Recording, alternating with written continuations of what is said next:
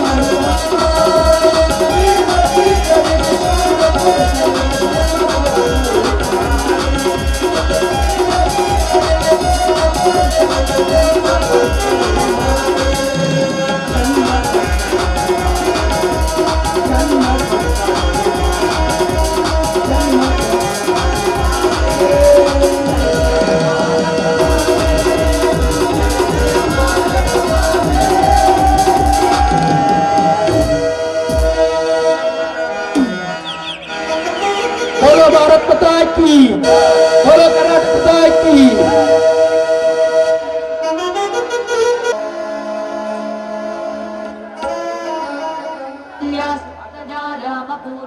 शरणं शरणं शरणं देवी कृपा करे पालिसुवन वरदा ताई श्री गौरी शरणं शरणं शरणं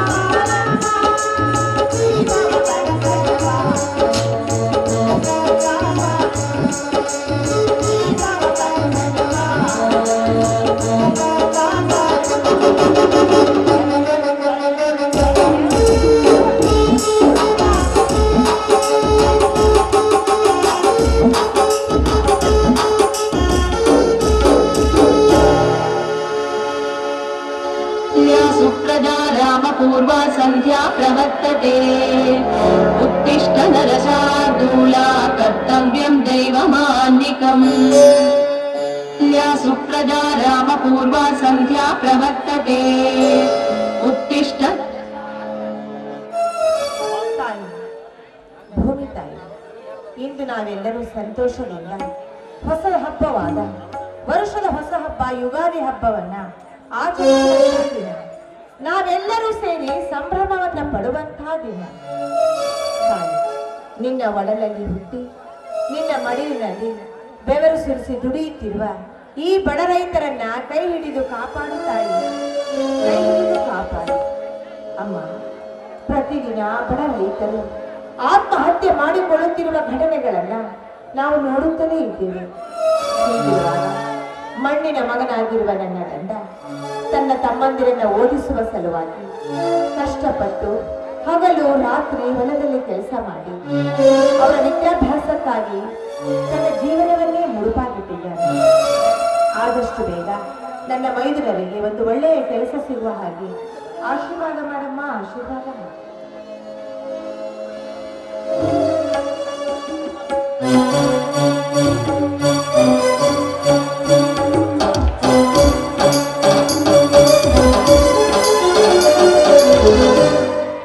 ಲಲಿತಾ, ಲಲಿತಾ, ಇನ್ನು ಪೂಜೆ ಮುಗಿದಿಲ್ವೇನೆ? ಮುಗೀತು. ನೀವೇನಿದು ಬಂದ್ರಿ, ಒಬ್ಬರೇ ಬಂದ್ಬಿಟ್ರಿ. ಭದ್ರ ಬರ್ತೀನಿ ಅಂತ ಹೇಳಿದ್ದ. ಲಲಿತಾ, ಭದ್ರನು ನಮ್ಮ ಜೊತೆಗೇನೆ ಬರ್ತಿದ್ದ. ಮಾವಿನ ತೋಟಕ್ಕೆ ಹೋಗಿ ಮಾವಿನ ತೋಪುಗಳನ್ನು ತೆಗೆದುಕೊಂಡು ಬಾಯನ್ನು ನಾನೇ ಕಳಿಸಿದೆ. ಅಂದ ಹಾಗೆ ನಾನು ನೀನು ಇಬ್ಬರು ಕೂಡಿ ಭೂಮಿ ಪೂಜೆಯನ್ನು ಮಾಡಲ್ವೇ? ಆಯ್ತು, ತಿಳಿದ ತಾನೆ?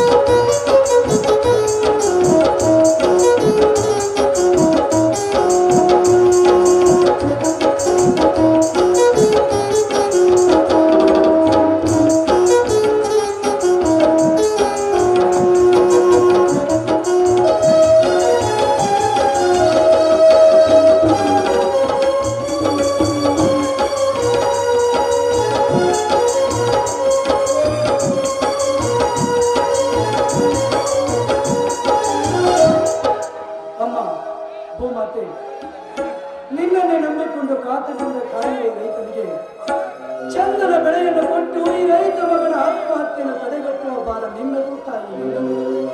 ಅಮ್ಮ ಮಾತೆ, ನಿನ್ನಲ್ಲಿಂದ ಬರುವ ಉಸಿರು ಈ ರೈತರ ಹಸಿರಾಗಲು ಕೂಡ ಈ ರೈತನ ಉಸಿರು ತೆಗೆದುಕೊಳ್ಳುವಂತಾಗಬಾರದು ತಾಯಿ. ಅಮ್ಮ ಮಾತೆ, ನಿನ್ನನ್ನೇ ನಂಬಿ ಅದೆಷ್ಟೋ ರೈತರು ಸಾಲ ಸುಳ್ಳವನ್ನು ಮಾಡಿ ಆತ್ಮಹತ್ಯೆಗೆ ಶರಣಾಗುತ್ತಿದ್ದಾರೆ ತಾಯಿ. ಅದು ಅಲ್ಲದೆ ನಿನ್ನ ಸಹವಾಸವೇ ಬೇಡ ಎಂದು ನಿನ್ನನ್ನು ಶ್ರೀಮಂತರಿಗೆ ಅಡಬಿಟ್ಟು ಎಷ್ಟೋ ರೈತರು ಪಟ್ಟಣದತ್ತ ಹೋಗುತ್ತಿದ್ದಾರಲ್ಲ. ಹೀಗಿರುವಾಗ ನಾನೊಬ್ಬ ನಿಷ್ಠಾವಂತ ರೈತ ಈ ಕಪ್ಪು ಭೂಮಿಯಲ್ಲಿ ಬೆಳೆದು ಬಂಗಾರದ ಬೆಳೆ ತೆಗೆಯಬೇಕೆಂದು ಮತ್ತೆ ಈ ವರ್ಷವಾದರೂ ಮುಂಗಾರಿನ ಬೆಳೆ ಬಂಗಾರದ ಬೆಳೆಯಾಗಿ ಬರಲಿ ತಾಯಿ. ತಂದೆ ಶಿರಕೋಳ ಕಲ್ಮೇಶ್ವರ, ನಿನ್ನ ಅಡಿದಾವರಗಳಲ್ಲಿ ಬಿದ್ದು ಬೇಡಿಕೊಳ್ಳುವೆ ತಂದೆ, ಈ ರೈತ ಮಗನನ್ನು ಉದ್ಧರಿಸು ಎಂದು.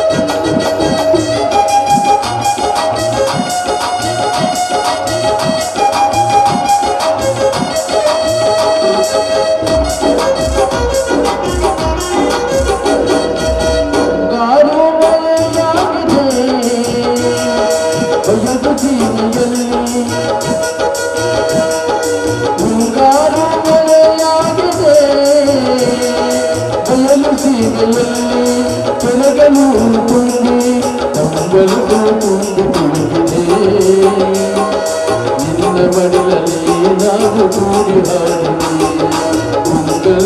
ಬಲವು ಮೂಡಿದೆ.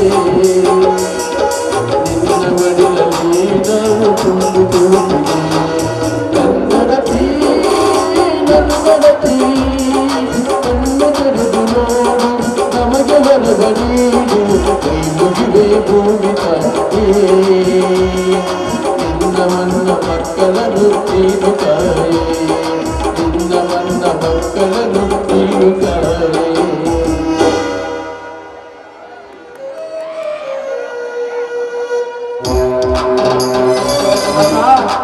ಅತ್ತಿಗೆ ಬಾರಪ್ಪ ಬಸ.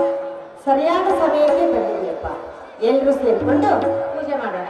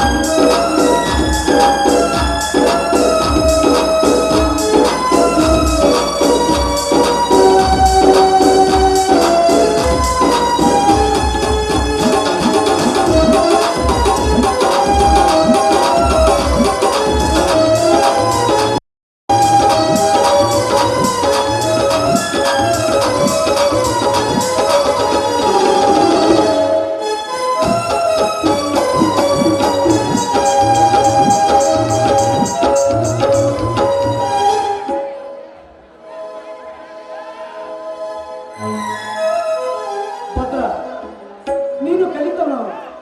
ಎಲ್ಲಿ ಪಟ್ಟಣದಲ್ಲಿ ಆದರೂ ಕೆಲಸ ಮಾಡೋದನ್ನು ಬಿಟ್ಟು ಈ ಒಕ್ಕಲತನದ ಆಶಯಕ್ಕೂ ನಿನಗೆ ಅಣ್ಣ ಕಲಿತ ಮಾತ್ರಕ್ಕೆ ನಾವೇನು ಕುಬೇರರಲ್ಲ, ಕಲೆಯದೇ ಇರುವರು ಸೋಮಾರಿ ಅಲ್ಲ.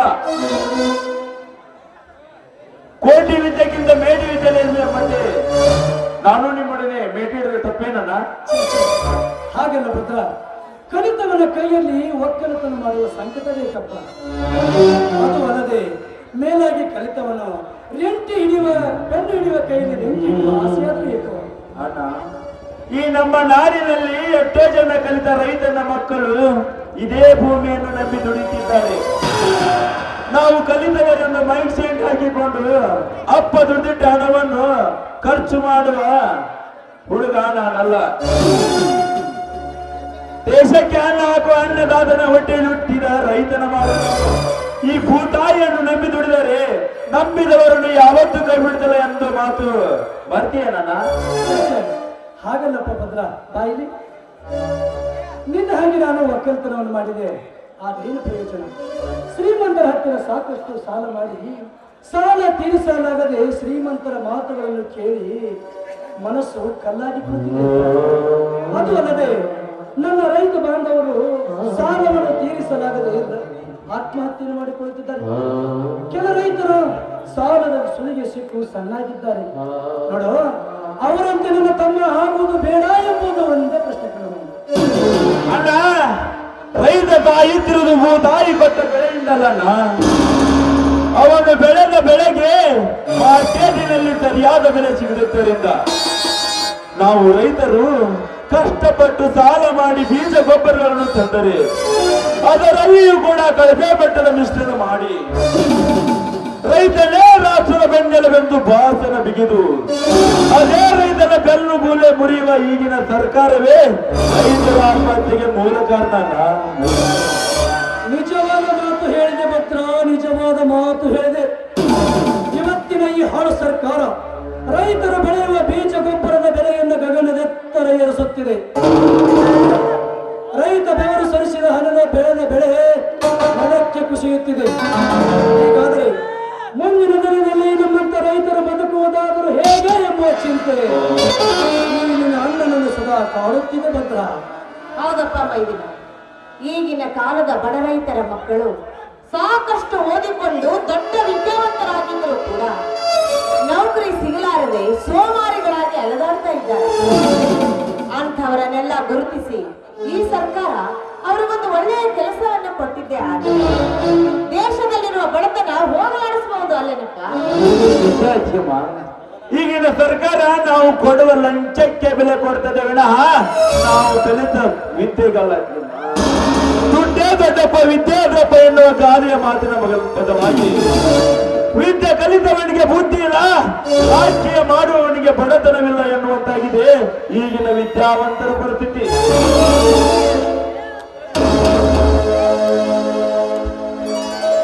ನೂರರಷ್ಟು ಸತ್ಯ ಇದೆಯನ್ನ ನಿನ್ನ ಮಾತು. ವಿದ್ಯೆ ಇಲ್ಲದವನು ಮಾಡೋ ಹತ್ತಿಗಿಂತ ಕೀಳಾಗಿ ಹೋಗಿದೆ. ವಿದ್ಯೆ ಕಲಿತವನು ಮಾಡೋ ಹೆಸರುಗತ್ತಿಗಿಂತಲೂ ಕೀಳಾಗಿ ಹೋಗಿದೆ. ಇಂದಿನ ವಿದ್ಯಾವಂತರ ಪರಿಸ್ಥಿತಿ ಹೊಟ್ಟೆಗೆ ಹಿಟ್ಟಿಲ್ಲದಿದ್ದರೂ ಕಷ್ಟಪಟ್ಟು ಓದಿ ಈ ಭೂಮಿಗೆ ಭಾರವಾಗುತ್ತಿರುವ ನಮ್ಮಂತ ನಿರುದ್ಯೋಗ ಸಂಖ್ಯೆ ಹೆಚ್ಚಾಗಿದೆ ಅಣ್ಣ, ಹೆಚ್ಚಾಗಿದೆ. ಹೌದಪ್ಪ ಮೈದನ, ಈಗಿನ ಕಾಲದ ರಾಜಕಾರಣಿಗಳು ತಮ್ಮ ಕುರ್ಚಿಯನ್ನ ಭದ್ರಪಡಿಸುವ ಕಡೆಗೆ ಗಮನ ಇಟ್ಟಿದ್ದಾರೆ ಹೊರತು ನಿಮ್ಮಂತ ಓದಿ ಕೆಲಸ ಸಿಗದ ನಿರುದ್ಯೋಗಿಗಳ ಕಡೆಗೆ ಅವರ ಗಮನವೇ ಇಲ್ವಪ್ಪ. ಎಂತ ಮಾತನಾಡ್ತಾರೆ. ಇವತ್ತಿನ ರಾಜಕೀಯ ರಾಯಭಾರ ಎಂಬುದೇ ಜಾತಿ ಎಂಬ ತಂತಿ ಮೇಲೆ ಹೊಯ್ದಾಡುತ್ತಿದೆ ಕಣೆ. ಇದು ನಮ್ಮ ದೇಶ, ಇದು ನಮ್ಮ ನಾಡು, ಇದು ನಮ್ಮ ಊರು ಅನ್ನುವ ಬದಲು ನನ್ನ ಜಾತಿ ನನ್ನ ಪಕ್ಷ ಅಂತ ನಾವೇ ಹೊರದಾಡ್ತಾ ಇದ್ದೀವಿ. ಹೀಗಿರುವಾಗ ಇದು ನನ್ನದು, ಇದು ನನ್ನದು, ಇದು ನನ್ನದು ಎಂದು ಬಾಳದಿರಯ್ಯ, ಇದು ನನ್ನದು, ಇದು ನನ್ನದು ಎಂದು ಬಾಳಿರಯ್ಯ ಎಂದು ಬಸವಣ್ಣವರು ಹೇಳಿದ ಮಾತನ್ನ ನಾವೆಲ್ಲರೂ ಇಂದು ಅರಿತು ಮಾರ್ಮಿಕವಾಗಿ ಬಾಳಬೇಕಾಗಿದೆ ಅಂತ. ಅಣ್ಣ, ಜಾತಿ ಯಾವುದಾದರೇನು, ಪಕ್ಷ ಯಾವುದಾದರೇನು, ಪಕ್ಷಕ್ಕೆ ನಿಂದ ವ್ಯಕ್ತಿ ನಿಯತ್ತಿನಿಂದಿದ್ದರೆ ಸಾಕು, ಅದುವೇ ದೇಶಕ್ಕೆ ಉಸಿರಿ ಬಂದಂತಾಗುತ್ತದೆ. ನಾವೆಲ್ಲರೂ ಭಾರತೀಯರು ಒಂದು, ಎಲ್ಲ ಜಾತಿಯವರು ಒಂದೊಂದು ತಿಳಿದು ಒಳ್ಳೆಯ ವ್ಯಕ್ತಿಯನ್ನು ಹುಡುಕಿ ಓಟು ಹಾಕಿದರೆ ಆ ಓಟಿಗಾದ್ರೂ ಬೆಲೆ ಸಿಕ್ಕಂತಾಗುತ್ತದೆ. ನಮ್ಮ ಭಾರತ ದೇಶದಲ್ಲಿ ಪ್ರಜೆಗಳ ಒಂದೊಂದು ಓಟು 100 ಕೋಟಿಯಷ್ಟು ಬೆಲೆ ಇದೆ. ಇಂಥ ಬೆಲೆಯುಳ್ಳ ಓಟುಗಳನ್ನು ಕೇವಲ ಒಂದು ಸರಾಯಿ ಬಾಟ್ಲಿಗಾಗಿ ನಾವು ಮಾರಾಟ ಮಾಡುತ್ತಿದ್ದೇವೆ ಎಂದರೆ ನಮ್ಮಂತ ಕೆಟ್ಟ ಪ್ರಾಣಿ ಇದೆ ಅವನೊಂದು ತಿಳಿದುಕೊಳ್ಳಬೇಕಾಗಿದೆ ತಿಳಿದುಕೊಳ್ಳಬೇಕಾಗಿದೆ. ಹೋಗ್ಲಿ ಬಿಡಪ್ಪ ಮೈದನ, ನೀವೆಲ್ಲ ಯಾಕೆ ಸುಮ್ಮನೆ ರಾಜಕಾರಣಿಗಳ ಬಗ್ಗೆ ತಲೆ ಕೆಡಿಸ್ಕೊಂಡು ಮಾತಾಡ್ತಾ ಇದ್ದೀರಾ? ಒಂದೇ ಒಂದು ಸಲ ನಮ್ಮ ಭೂಮಿ ತಾಯಿ ಸಂತೋಷದಿಂದ ಬೆಳೆದು ಕಣ್ತೆರೆದು ನೋಡಿದ್ದೆ ಆದ್ರೆ ರೈತರ ಒಡಲು ಬಂಗಾರದ ಕಡಲಾಗತ್ತಪ್ಪ. ಎಲ್ಲಿ ಎಷ್ಟೊತ್ತರೆಗೂ ಮಾತಾಡಿದ್ ಸಾಕು, ಹೊಟ್ಟೆ ಹಸಿದಿರ್ಬೇಕು, ಊಟ ಮಾಡೋದಲ್ಲ. ನಿಂತೊಳಗಲಕ್ಕ ಈ ಹೊಟ್ಟೆ ಹಸಿದಿರುವುದು ಊಟ ಮಾಡೋದ್ರಿಂದ ಅಲ್ಲ, ನಿನ್ನ ಸುಮಧುರವಾದ ಕೋಗಿಲೆ ಕಂಠದಿಂದ ಈ ನಿನ್ನ ಪತಿಯನ್ನು ಮತ್ತು ಮೈದನರನ್ನು ಉಳಿದು ಕುಪ್ಪಳಿಸಬಾರದೇ ಒಂದು ಸಾರಿ.